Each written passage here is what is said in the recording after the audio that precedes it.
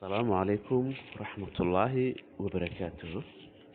كسو دوادا برنامج كني يعاشر كني تكنولوجيا دا عايزنا ما راح نتجه لنا فيسبوك وحلقة على فيسبوك فيديوياشن markii facebookgaaga aad daarato pagekaaga aad furato in si automatic uu iskaga daarmo videogan adoon daarin markaad taa usoo gaadhaba hore ka daarmo kan kale aad soo gaadho hore ka daarmo kan aad soo gaadhana hore ka daarmo laga yaabaa adoon ku dhufanin. laakiin hadda waa kan uu taagan yahay mana daarmayo mana videogan ma shaqeynayo ilaa anigu aan ku dhufto. marka haddii videogaagu uu si automatic iskaga shaqeynayo waxaan baranaynaa sida la iskaga joojiyo.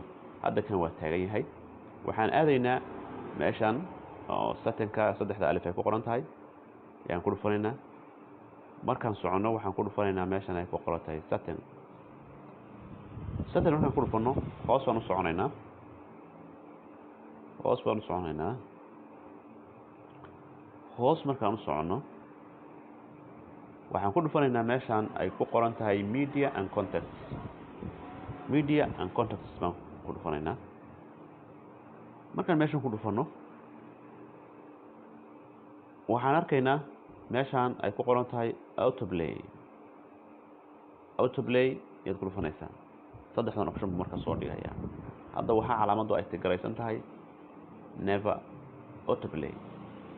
marka tan waan diiday, laakiin taa kore haddaan saaro videogaasi automatic ayuu isu daari. tan kore haddaan saaro oo on mobile data ay ku qoran tahay si automatic ayuu isu daarayaa. taa haddaan taabto on videoga hadda ku noqdo waxay noqonaysaa videoyaashii oo dhan si automatic isu daarayaan. maxay tahay marka muhiimadda ku jirta videogan in la iska joojiyo oo marka adigu daarto kaliya aad daarato uu shaqeeyo, markii aadan rabin videoga aad rabin aad iska dhaafto soo istaarin. waxay ka caawinaysaa in uusan daatada kaa dhamaynin. haddii data mb aad isticmaalayso inuusan daatada kaa dhamaynin baa loo joojiyaa kaas. laakiin videogu hadduu si automatic asagu isu daaro waxa weeye waxaa durba kaa dhamaanaya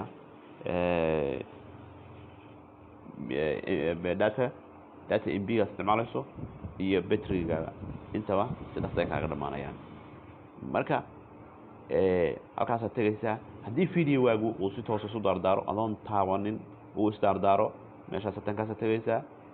hadday calaamadaasu saaran tahay waad ka daynaysaa. waxaad leedahay never autoplay saasaad dhahaysaa.